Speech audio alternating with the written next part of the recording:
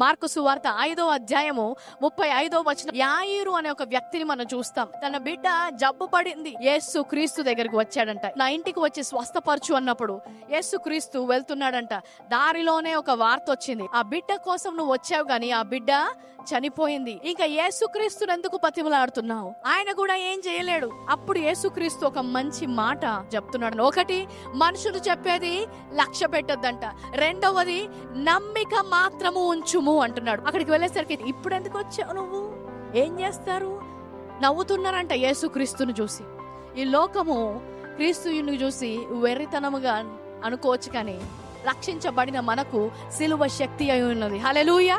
ఆయన మార్చలేని పరిస్థితి అనేది లేదు. హల్లెలూయా. ఆయన తిరిగి పునరుత్థానము ఇవ్వలేని సందర్భం అనేదే లేదు. It's never late for God to act in your life. Martha Maria ఏడుస్తున్నారు, ప్రభువా ఇప్పుడు వచ్చావేంటి ప్రభువా, అంతా అయిపోయింది. యోహాను సువార్త 11వ అధ్యాయం 37వ వచనం మార్తతో అంటున్నాడు, అందుకు యేసు, నీవు నమ్మిన ఎడల దేవుని మహిమ చూచెదవు.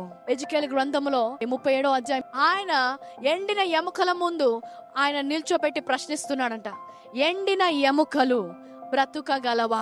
ఈరోజు నిన్ను ప్రశ్నిస్తున్నాడు. ఎండిపోయిన నీ జీవితము తిరిగి చిగురించగలదా? ఆగిపోయింది అనుకున్న నీ వివాహము ముందుకు సాగగలదా? ఇంకా ముందుకు వెళ్ళలేని నీ యొక్క కుటుంబ జీవితము పైకి వెళ్ళగలదా? చాలా సంవత్సరాలు అయిపోయింది, ఇంకా మేము నిరీక్షణ కూడా కోల్పోయాం.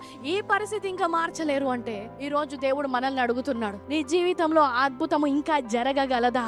నమ్మిక మాత్రం ఉంచుము. ఆయన వాక్యములో నమ్మిక ఉంచమంటున్నాడు. ఆయన చేయగల సమర్థుడు.